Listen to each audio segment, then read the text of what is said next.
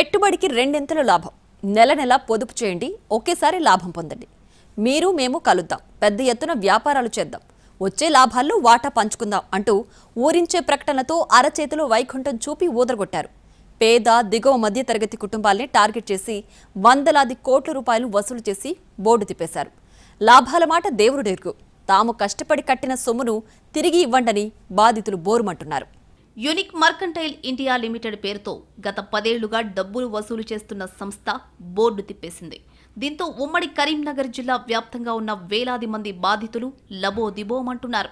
తమ వద్ద పెట్టిన పెట్టుబడులతో తాము life insurance, health insurance, real estate ఇలా పలు రకాలుగా వ్యాపారాలు చేసి వచ్చిన లాభాల్లో వాటా ఇస్తామంటూ ఆశ చూపారు. అధిక లాభాలొస్తాయని పెట్టుబడులను ఆకర్షించిన యూనిక్ మర్కంటైల్ బోర్డు తిప్పేయడంతో ఇప్పుడు పెట్టుబడి పెట్టిన బాధితులు బోరుమంటున్నారు. 70 నెలలు ప్రీమియం చెల్లిస్తే చెల్లించిన మొత్తానికి దాదాపు 45% జోడించి చెల్లిస్తామని ఆశ పెట్టారు. దీంతో పెద్ద ఎత్తున పెట్టుబడి పెట్టారు ఉమ్మడి కరీంనగర్ జిల్లా వాసులు. ఊరూరా ఏజెంట్లను నియమించి మరీ పాలసీలు, డిపాజిట్లు చేయించింది యూనిక్ సంస్థ.